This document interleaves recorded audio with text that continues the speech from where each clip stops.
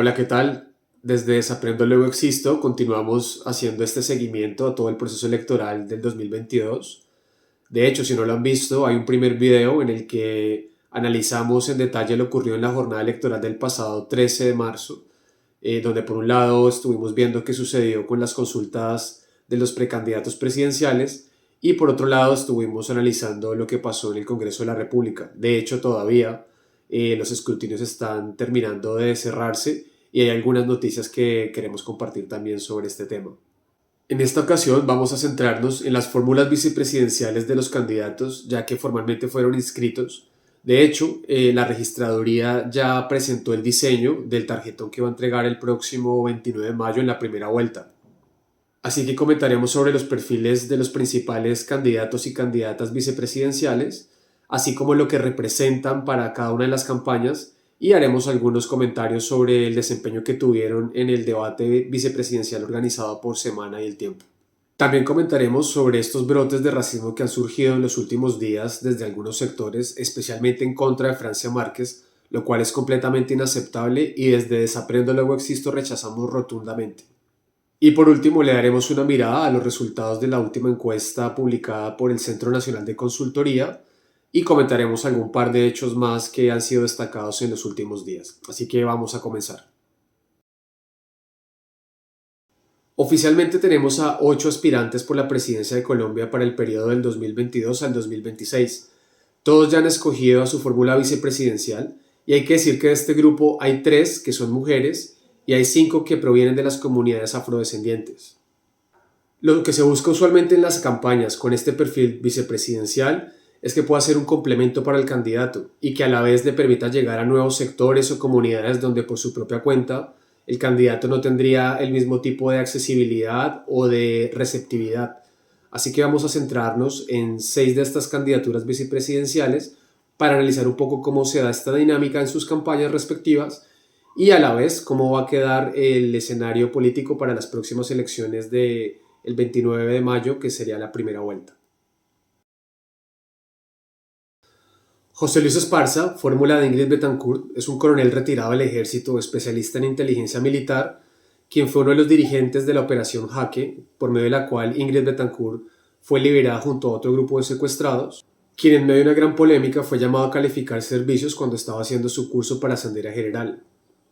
Para los que no lo saben, esta es la forma diplomática en la que se le comunica a un militar que está aspirando a ascender en su rango, que no ha sido tenido en cuenta y que por lo tanto debe retirarse del servicio activo.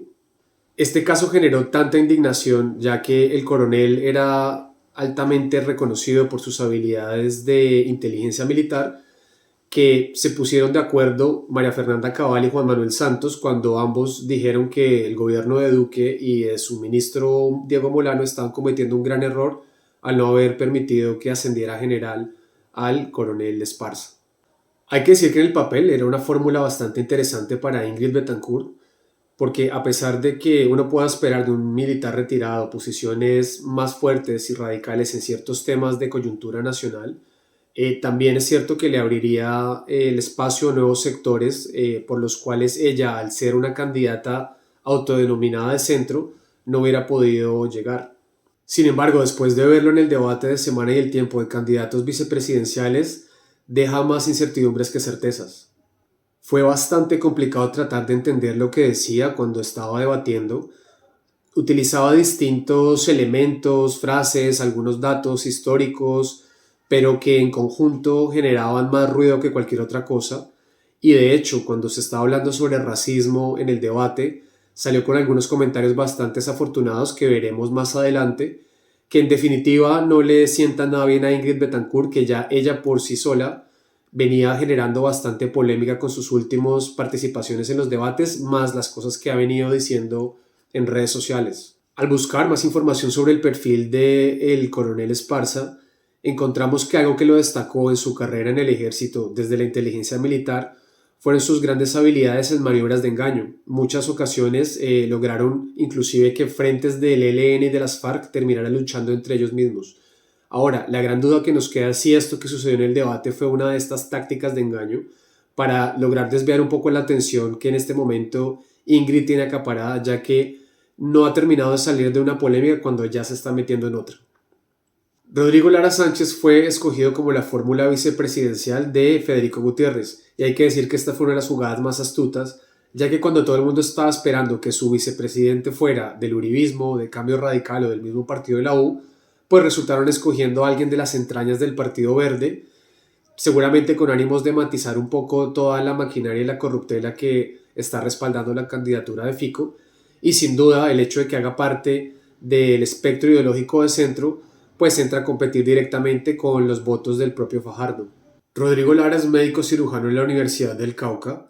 Él es hijo del exministro de Justicia Rodrigo Lara Bonilla, quien fue asesinado por órdenes de Pablo Escobar en 1984, y por tanto es medio hermano del senador Rodrigo Lara Restrepo, quien hace poco renunció a Cambio Radical para intentar ser precandidato presidencial por el nuevo liberalismo, cosa que al final no pudo darse. En términos políticos, inicialmente hizo parte del movimiento Compromiso Ciudadano de Sergio Fajardo, por medio del cual trató de llegar al Congreso en esa ocasión, pero no lo logró. Posteriormente, hizo parte de la campaña electoral de Antanas Mockus al 2010, gestionando la región del Huila, y finalmente, ya como miembro de la Alianza Verde, fue aspirante a la alcaldía de Neiva para el periodo del 2016 al 2019, que finalmente ganó, y de hecho se habla bastante bien de su gestión durante este periodo. Tras escuchar el debate de candidatos vicepresidenciales, hay que decir que es un político genuino de centro, con posturas más progresistas que conservadoras. Por tanto, resulta más reprochable las razones por las que él decide vincularse al movimiento de Federico Gutiérrez que la propia decisión de Federico Gutiérrez de buscar una persona como él para vincularla a su campaña como fórmula vicepresidencial. Tanto así que en febrero de este año el mismo Rodrigo Lara había hecho una publicación en Twitter donde hacía algo de elogios y básicamente daba a entender que estaba respaldando la candidatura de Sergio Fajardo. Es por esto que muchos sectores cuestionan su incoherencia, además porque termina uniéndose a una coalición política de la que hacen parte personas muy cercanas a las mafias que en el pasado fueron determinantes para el asesinato de su padre. Estos hechos llegan a tocar incluso al mismo Federico Gutiérrez, quien está inmerso en un escándalo del cual se dice que cuando era alcalde de Medellín llegó a encubrir a su propio ex secretario de Seguridad, Gustavo Villegas, quien fue condenado por ser colaborador directo de la oficina de Envigado, dicho por la misma Fiscalía General de la Nación. Así que solo queda cuestionarnos si para Rodrigo Lara fue más importante tener esta posibilidad de visibilidad a nivel nacional y una eventual vicepresidencia que sus propias convicciones ideológicas y su talante que lo había caracterizado en los últimos años. Carlos Cuartas Quiseno es la fórmula vicepresidencial de Enrique Gómez Martínez. De este último no habíamos tenido la oportunidad de hablar porque no había sido parte de la consulta de precandidatos presidenciales. Sin embargo, hay que decir que él es el nieto del expresidente de Colombia, Laureano Gómez, y es sobrino del líder conservador asesinado Álvaro Gómez Hurtado. Él junto a Cuartas lograron recuperar la personería del movimiento Salvación Nacional que lideraba Álvaro Gómez Hurtado en los 90, y es por medio de este movimiento con que están aspirando a la presidencia de Colombia. Si bien estos dos candidatos no representan más del 2% en la intención de voto en las encuestas, hay que decir que su movimiento político tiene la proyección de crecer en los próximos años, especialmente en esos sectores de derecha más radical, ya que es un espacio que paulatinamente irá cediendo el centro democrático tras la desarticulación y la división que le hemos visto en los últimos años. De Carlos Cuartas decir que es administrador de negocios de la Universidad EAFIT de Medellín y tiene un MBA de la Escuela de Administración de Empresas en Barcelona. Sobre su desempeño en el debate vicepresidencial, decir que está muy alineado al discurso de Enrique Gómez, especialmente cuando hablan de los temas del fortalecimiento del sector empresarial, de la necesidad de reducir el tamaño del Estado, así como también la reestructuración al aparato judicial y de esta exaltación como a los valores tradicionales de la familia. Lo que sí resulta bastante preocupante fue lo dicho con respecto al entendimiento que tiene sobre la biodiversidad y la riqueza natural del país. De hecho, les dejo exactamente las declaraciones que dio en el debate para que saque sus propias conclusiones. Luis Gilberto sabe más que yo no voy a entrar en los temas ambientales, pues eres una eminencia, Luis Gilberto, en eso, pero yo sí soy muy enfocado en la productividad. Habría que ver cuán costo eficiente es que hoy estemos dedicando los bosques al tema del carbono, cuánto efectivamente dinero le está entrando al país por eso, o cuánto podría entrar haciendo otras actividades económicas, porque la gente no da espera. Hay gente en Colombia y en las regiones de la Colombia profunda aguantando hambre, esperando que lleguen regalías, esperando que llegue dinero del Estado, presencia del Estado, y si un bosque no da lo suficiente, tenemos que hacer extracción de minería, tenemos que hacer otras actividades agrícolas, tenemos que generar turismo, muchas otras actividades que de pronto nos pueden dar mucho más divisas, porque no da espera sacar a mucha gente de la pobreza en Colombia. Escuchar esto es sencillamente vergonzoso, especialmente para los que somos ambientalistas y activistas de esta causa, porque justamente es este el tipo de pensamiento que ha llevado a la humanidad a esta debacle ambiental que estamos viviendo. Pretender valorar un ecosistema por su capacidad de generar riquezas y regalías para el país denota una profunda ignorancia sobre los principios de nuestra ecodependencia como seres humanos y de la forma en la que todas las interacciones con nuestro entorno dan posibilidad a la vida como la conocemos hoy. De igual manera parece que desconoce la crisis energética a causa del cenit del petróleo, temas que, por cierto, vamos a tocar aquí, vamos a preparar para ustedes en Desaprendo Luego Existo, pero que sin duda que un candidato vicepresidencial desconozca, pues es sencillamente alarmante. Y no es además sorpresa porque él mismo en el debate en algún momento llega a expresar que estas decisiones de detener la extracción minera en ciertos territorios están fundadas en un supuesto falso ambientalismo. Así que queda mucho por decir sobre este tema, pero en principio para Salvación Nacional como movimiento decirle que de seguir esa ruta no va a haber ninguna salvación nacional. Luis Gilberto Murillo es la fórmula vicepresidencial de Sergio Fajardo. De hecho, fue el primero de todos los candidatos que anunció su coequipero. Hay que decir que él es uno de los perfiles más interesantes y completos, pero a la vez con su mancha en el historial, que ya comentaremos. Es ingeniero de minas y máster en ciencias de la ingeniería de la Universidad Estatal de Moscú y ha sido consultor y ha trabajado para entidades como la USAID, el Banco Interamericano de Desarrollo y el PNUD. Fue electo gobernador del Chocó en dos ocasiones, en 1997 y en el 2011, pero no pudo culminar ninguno de los dos periodos. El primero se debió a unas irregularidades en el proceso electoral, lo cual impidió que pudiera continuar en el cargo, y el segundo caso, en el que fue destituido tras demostrarse que seguía vigente una inhabilidad que le impedía ser elegido nuevamente para ocupar un cargo público. Desde la propia campaña de Fajardo han dicho que este hecho terminó por ser reversado en el 2015, tanto así que pudo hacer parte del gobierno Santos, en donde llegó a ser el ministro de Medio Ambiente en el periodo comprendido entre el 2016 y el 2018. Sin lugar a dudas, Luis Gilberto Murillo le aporta a Sergio Fajardo un componente de mayor representatividad, especialmente de sectores históricamente marginados, así como también una mayor apropiación sobre el tema ambiental en el cual él es experto, pero al no ser una persona reconocida en Colombia, en términos electorales, en términos de votos, es poco lo que llega a aportar. Y el reflejo de esto lo estamos viendo también en las encuestas donde Sergio Fajardo no logra superar el 10% de la intención de voto y de hecho se disputa con el ingeniero Rodolfo Hernández el tercer y el cuarto lugar. Marilyn Castillo es la fórmula vicepresidencial de Rodolfo Hernández. Ella era la vicerrectora académica de la Universidad Minuto de Dios en la sede de Bogotá. Es doctora en educación con énfasis en liderazgo organizacional de Nova Southeastern University de Estados Unidos. Y llegó a esta campaña a reemplazar a Paola Ochoa, quien había sido la primera opción del ingeniero Rodolfo Hernández para su fórmula vicepresidencial, quien es esta tristemente célebre periodista de Blue Radio, de la cual hablaremos más adelante. Pero en lo que respecta a Marilyn Castillo, que si bien tiene una hoja intachable y es reconocida en el mundo académico, a nivel electoral tampoco le aporta mayor cosa al ingeniero Rodolfo Hernández.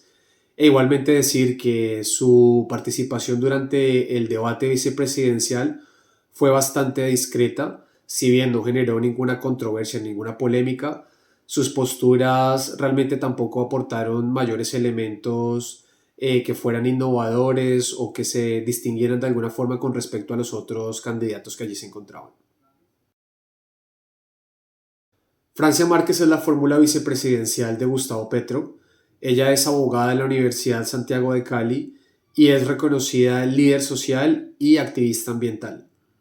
Fue ganadora del Premio Nacional de Defensa de Derechos Humanos en el 2015 y ganadora del Goldman Environmental Prize en 2018, que es considerado el Nobel del Medio Ambiente, por su lucha contra la minería ilegal en su territorio en el Cauca. Lucha que, como desafortunadamente suele suceder en Colombia para los defensores del medio ambiente, resultó causándole varias amenazas al punto en que fue víctima de un atentado del cual sobrevivió y a hoy sigue manifestando que recibe amenazas por su liderazgo ambiental. Hay que decir que fue positivo que Gustavo Petro cumpliera su promesa inicial, en la que decía que la persona que ocupara la segunda posición en la consulta de precandidatos del pacto histórico sería su fórmula vicepresidencial. Hoy sabemos que Francia Márquez ocupó esta posición con más de 700.000 votos y esto le garantiza a la campaña de Gustavo Petro mantener el voto feminista, el voto de las comunidades afrodescendientes o una buena parte de ello, así como muchos líderes ambientales que también se mantienen junto a Francia en esta intención del pacto histórico por llegar a la presidencia. Y en cuanto al nivel mediático, así como por un lado esto le ha representado mayor visibilidad al pacto histórico al tener a una persona con esta gran capacidad de argumentación que se destaca constantemente en los debates y en las entrevistas, por otro lado a nivel personal a Francia Márquez la ha expuesto a una serie de calumnias, de noticias falsas provenientes de muchos de estos sectores detractores, pero peor aún a una serie de ataques racistas que son completamente inaceptables y a los cuales nos vamos a referir en la siguiente sección. Es absurdo pensar que en pleno siglo XXI todavía existe el racismo y las conductas y los comportamientos racistas, pero desafortunadamente es la realidad y es a la que le tendremos que seguir haciendo frente. Pero es más absurdo todavía que en un país como Colombia, donde la diversidad étnica es la base fundamental de la riqueza cultural, existan personas que se prestan desde sus posiciones de influencia y de liderazgo para difundir mensajes discriminatorios tan solo por el origen de una persona o por el color de su piel. En esta contienda electoral tan solo bastó que una persona como Francia Márquez, de origen afrodescendiente y de una comunidad históricamente marginada como el Cauca, lograra algo de posicionamiento a través de sus ideas y de su activismo y su liderazgo para que empezaran a verse por todos lados proliferaciones y señalamientos directamente racistas. En este caso, en este espacio queremos señalar alguno de estos casos, no con el ánimo de revictimizarla a ella, por supuesto, sino con la intención de que se genere una reflexión en las personas que puedan ver este video, para que asimismo también hagamos una evaluación de lo que somos hoy por hoy como sociedad y de igual manera aquellos que se puedan ver reflejados o identificados en alguna de estas faltas puedan también cuestionarse y repensarse un poco la forma en la que se dirigen y la forma en la que perciben justamente a estas comunidades que son tan importantes para nuestro país. El primer caso es el de Paula Ochoa, de quien ya nos hemos referido previamente. Ella fue la primera opción que tuvo el ingeniero Rodolfo Hernández como su fórmula para la vicepresidencia. Ella es periodista de Blue Radio y tiene un espacio en Mañanas Blue junto a Néstor Morales y no es necesariamente famosa por sus investigaciones periodísticas ni por sus entrevistas, sino por una serie de comentarios desafortunados que ha venido haciendo en los últimos tiempos que le hicieron atribuirse etiquetas como de clasista y racista. A pesar de esto, en su momento el ingeniero Rodolfo Hernández la consideró idónea para ser su fórmula vicepresidencial. Ella en primera medida aceptó la invitación, pero unos días después terminó rechazándola por razones personales. Después de este suceso, ella vuelve nuevamente al programa Mañanas Blue al que había renunciado para poder ser candidata. Y en una discusión con la mesa de trabajo sobre cuál debería ser la fórmula de Fico Gutiérrez, se da esta conversación que se las dejo literalmente como se dio para que la puedan juzgar ustedes mismos. ¿Cómo es su tesis, Paola, sobre el vicepresidente o vicepresidenta de Fico? Sabe que estoy pensando que yo creo que le va a tocar nombrar a un hombre. ¿Por qué? Y creo que es por eso, no, pues precisamente por eso es que Gustavo Petro nombró a Francia Márquez, porque la que ponga él, si llega a poner una mujer, Néstor, llámese como se llame, Dilian Francisca, María Lorena Gutiérrez, en fin, cualquiera se va a ver muy mona, muy maja, muy estrato 6 comparada con Francia. Pero Paola, ¿cómo sabe usted todo eso si es que no sabemos quién sería esa mujer? No, por eso le digo yo, debería nombrar, pues desde Paola, mi punto de vista, muy personal. Paola, una debería mujer nombrar un indígena, hombre. por ejemplo, Es que Paola. no tiene como... Paola, no, una mujer padre. indígena, No, padre. líder Padre, de ese tipo no de porque minorías. no porque se vería al lado de Francia Márquez, muy mona, muy maja, muy Muy maja, al- muy estrato 6. no, al contrario. Es que yo creo que es una oportunidad. Yo no, O sea, no conozco, simplemente desde afuera pienso que debería ser por allí, porque necesitamos ser inclusivos y esa podría ser. Les recuerdo que el vicepresidente, su única tarea, Felipe, es reemplazar al presidente, ¿no? Ahora, piense usted por Pues un es momento, que yo no me Felipe. imagino a doña Francia de Bueno, presidente. por eso, Felipe. Pero claro es que es que el Paola... ejercicio se volvió esto como un reinado de belleza de a quién ponemos de vicepresidente, quién Es que puede se está gustar. volviendo Pero más el importante quién es primer vicepresidente o requisito vicepresidenta. Debería ser que pueda reemplazar al presidente. Pero si es fuéramos que tiene mínimamente vocación serios. de suceder al presidente. Pero no me parece buena la comparación de Paola de estrato 6, porque entonces ¿eso qué quiere decir? ¿Que doña Francia es estrato 1? No, pero claramente no es estrato 6. Esto es un hecho lamentable del que también hace parte el mismo Néstor Morales, quien le hace juego y resulta siendo cómplice de estos comentarios de Paola Ochoa, donde al final, en una posición de privilegio y centralista, se busca de alguna forma reforzar este estereotipo de lo que se supone debería ser una persona muy maja y muy estrato 6 en Colombia. Todo esto en medio del gran cinismo de los panelistas, quienes comentaban con gran preocupación que una persona como Francia Márquez, siendo vicepresidenta, podría llegar a asumir las riendas del país en caso de que el presidente no pudiera seguir ejerciendo sus funciones. Pero no se daban cuenta que tenían sentados en el mismo panel a Paola Ochoa, quien estuvo a punto de ser la fórmula vicepresidencial de Rodolfo Hernández, y realmente no sé si es que ellos consideran que el perfil de ella sí habría sido idóneo para poder gobernar el país. El segundo caso es tal vez el más despreciable de todos y es el de la cantante Marvel, quien desde su cuenta de Twitter hizo una alusión a Francia Márquez comparándola con King Kong.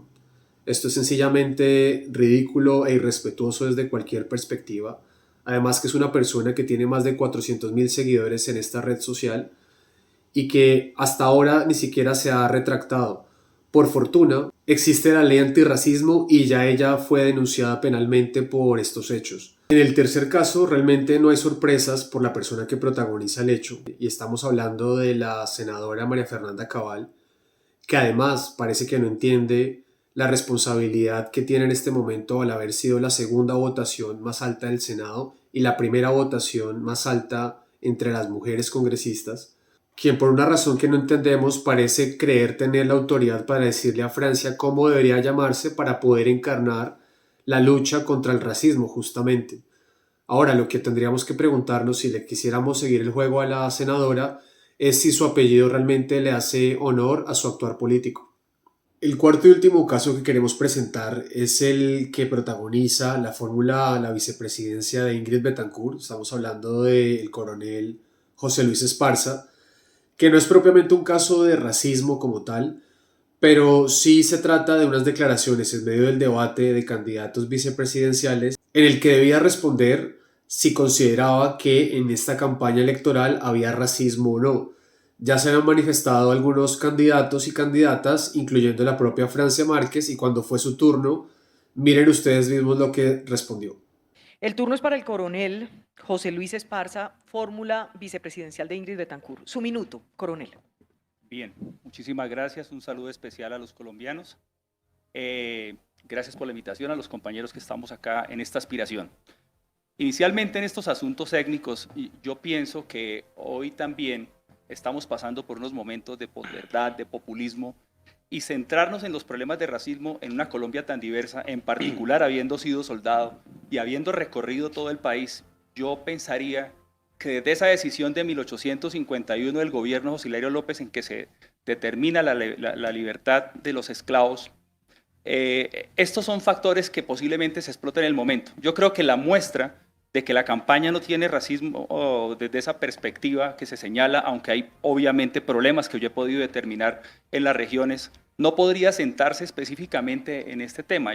La candidata Ingrid Betancourt es una candidata de la resiliencia, de el acercamiento a la diversidad cultural.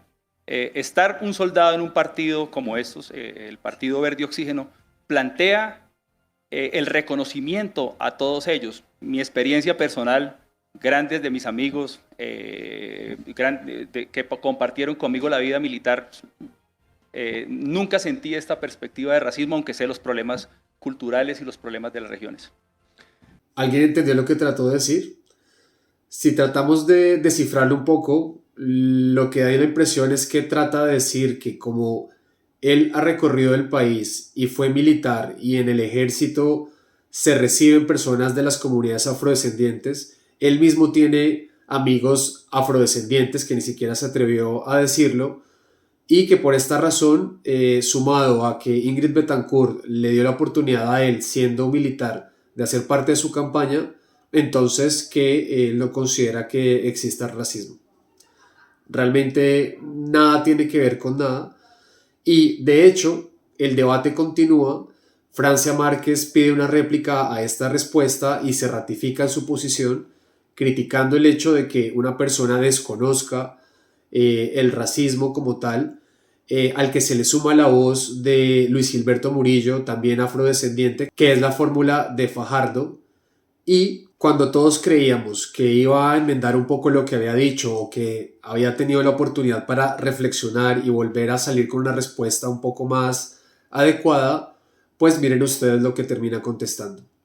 El candidato José Luis Esparza. Bueno, frente a las dos perspectivas que plantean los candidatos, yo reconozco la diversidad cultural. Reconozco también que en las fuerzas militares se ha determinado la posibilidad de que los hombres que pertenecen a ella hagan parte del conglomerado de todas las diversidades nacionales. Plantearlo desde una perspectiva política frente a las realidades, yo dudaría mucho de ello. No puedo decir yo que haya vivido o no haya vivido porque su región, Francia, yo la conozco perfectamente. Y las condiciones que se dan en ella no son las que se determinan específicamente en un discurso. Cuando uno trabaja en lo que yo hice en las fuerzas militares, de entender las verdades de las regiones, de pensar que en las regiones se viven unas situaciones que son explotadas desde un punto de vista del populismo o de verdades que son realmente no cercanas, uno puede entender que estas regiones, específicamente la región tuya, Cauca, que la conozco perfectamente, hay vivencias que han sido explotadas por grupos y que realmente no tienen esta circunstancia. Yo reconozco la diversidad indudablemente y nosotros nos hemos acercado mucho a las poblaciones. De hecho, el sentir que lo vivimos o no es una expresión que particularmente yo no podría compartir. Creo que este es un país de oportunidades. Esta segunda parte es todavía más desafortunada que la primera, ya que el coronel Esparza en esta ocasión, de manera condescendiente y paternalista, termina diciéndole a Francia que conoce el territorio en el que ella vive, casi que le faltó decir que mejor que ella misma, por razones de su trabajo, y que por esta misma razón él sí tiene la capacidad de entender las verdades de las comunidades y de esta manera llega a la conclusión de que el racismo no existe, sino que se trata meramente de asuntos de populismo y de politiquería. Por tanto, él dice que como es un país donde hay oportunidades para todos, entonces no hay racismo y básicamente le da una lección de racismo a la propia Francia Márquez, quien lo ha vivido en carne propia. La expresión de Francia Márquez lo dice todo, y es que hay un concepto en inglés que de hecho define muy bien este fenómeno que ocurre bastantes veces, y es el white explaining, que viene de las palabras white, de blanco, y explaining, de explicación, donde justamente una persona blanca, o en este caso mestiza, cree tener la autoridad y el conocimiento para explicarle a una persona racializada lo que debería entender por discriminación, por xenofobia o en este caso por racismo. Si había una campaña que definitivamente no necesitaba más controversias era la de Ingrid Betancourt, y ojalá que el coronel Esparza tenga el suficiente tiempo para reflexionar al respecto de lo sucedido. Desde Desaprendo Luego Existo, este sin duda es uno de los temas que más nos interesa abordar, porque sin duda algo que es más que necesario desaprender en esta sociedad es las conductas y los comportamientos racistas. Así que también abriremos prontamente el espacio para poder compartir con ustedes reflexiones más en detalle al respecto.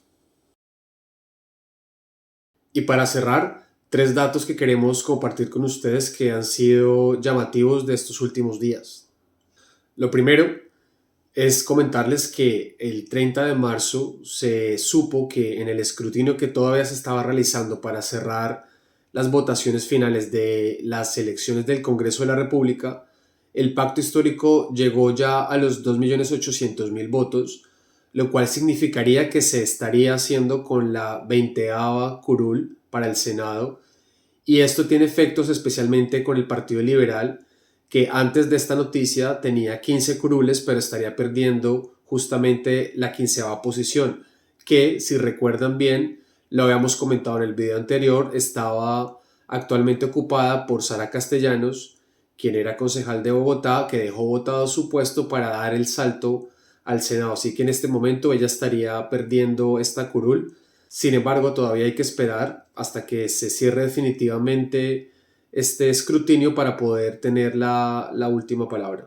El segundo hecho que causó bastante controversia fue el anuncio que hizo Ingrid Betancourt, en el que comentaba que se reuniría con Álvaro Uribe Vélez, el expresidente, para hablar sobre diversos temas y especialmente sobre el gran acuerdo que ella está proponiendo en contra de la corrupción.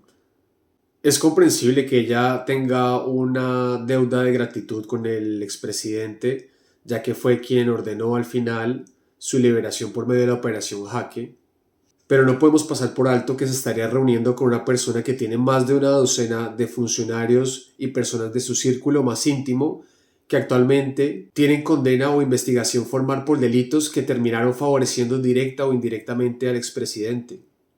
Y por otro lado, que su partido, el Centro Democrático, todavía tiene asuntos pendientes para responder sobre la presunta entrada de dineros del narcotraficante El Ñoño Hernández a la campaña presidencial de hace 4 años de Iván Duque por medio de Lacaya Daza, quien es o quien fue la asistente y mano derecha de Álvaro Uribe en su unidad de trabajo legislativo cuando aún era senador. Igualmente que se estaría reuniendo con el sector político que desde el gobierno se ha encargado en estos 4 años de acaparar todos los organismos de control, gozando hoy de plena impunidad. Y el mismo sector político que en el 2018 se encargó de sabotear nada más ni nada menos que la consulta anticorrupción, que en ese entonces se componía de 7 postulados que requerían cada uno de más de 12 millones de votos para poder superar el umbral para que fueran aprobados. Todos los sectores políticos habían manifestado que respaldarían esta iniciativa a pesar de ser liderada por la Alianza Verde, y a pocas semanas del día de la votación, el expresidente Uribe decidió dar un paso atrás en un acto de mezquindad que en consecuencia hizo que se prendieran todas las máquinas de desinformación y noticias falsas a las que ya nos tienen acostumbrados, al punto tal que lograron confundir a una buena parte de la ciudadanía, tanto así que a pesar de los más de 11 millones de votos que se lograron, no se alcanzó a superar el umbral para ninguno de los 7 postulados y la consulta como un todo se terminó hundiendo. Al final, lo más absurdo de todo esto es que por acercamientos mucho menos vergonzantes que este, Ingrid Betancourt terminó criticando muy fuertemente a varios de sus contendores como Gustavo Petro o el mismo Alejandro Gaviria. Sin duda, al interior de su campaña tendrán que seguir indagando sobre los partidos políticos y sus maquinarias, porque es que pareciera que todavía continúa atrasada al menos una década de todos los acontecimientos políticos del país. Y finalmente, como tercer hecho, tenemos los resultados publicados por las encuestas del Centro Nacional de Consultoría y de Guarumo, que fueron compartidas por la revista Semana y por el periódico El Tiempo este fin de semana. Es imposible no referirse a la portada publicada justamente por la revista Semana, en la cual, dentro de todos los elementos que tenían para compartir y brindarle al elector una información neutral, ellos deciden presentar la única estadística que aviva la candidatura de Federico Gutiérrez. En resumen, se saltan los resultados de la primera vuelta, en donde Gustavo Petro sigue creciendo por encima de Federico Gutiérrez y Sergio Fajardo, por su parte, cae al 4.º lugar en la intención de voto, y en cambio deciden centrarse en los resultados de la segunda vuelta, lo cual ellos llaman como una segunda vuelta de infarto, en donde tuvieron la oportunidad de no mostrarse tan parcializados, ya que destacan únicamente que Federico Gutiérrez obtendría un 40% de intención de voto en un escenario de segunda vuelta contra Gustavo Petro, quien sacaría el 43%, es decir, dicen que tan solo hay una diferencia del 3% de la votación, pero omiten por completo que Sergio Fajardo, cuando también se compara en un escenario de segunda vuelta con Gustavo Petro, obtendría una diferencia del 3,2%, así que en un ejercicio realmente objetivo habrían podido presentar, por ejemplo, que estos dos son los candidatos que más se acercan a Gustavo Petro en este escenario de segunda vuelta. Por su parte, la encuesta de Guarumo no muestra resultados muy distintos a esta primera encuesta, ya que se mantiene en la primera vuelta la intención de voto favorable para Gustavo Petro, seguido de Federico Gutiérrez, con la diferencia de que el tercer lugar en este caso sí lo mantiene Sergio Fajardo. Lo que generó suspicacias fue realmente el resultado que presentó esta encuesta cuando hace la misma pregunta de un escenario de segunda vuelta entre Federico Gutiérrez y Gustavo Petro, en donde es la primera vez que se presenta a Federico Gutiérrez como el gran ganador con el 43% frente al 40% de Gustavo Petro. Lo cierto es que ser el candidato del establecimiento siempre va a traer sus ventajas y ya cada uno de ustedes podrá sacar sus propias conclusiones. De esta manera llegamos al final de este nuevo análisis, espero les guste. Desde Desaprendo Luego Existo continuaremos haciendo seguimiento a todo este proceso electoral. Estamos presentes en Twitter, en Instagram, en Facebook y en YouTube, así que por cualquiera de estos canales seguiremos en contacto. Nos vemos pronto.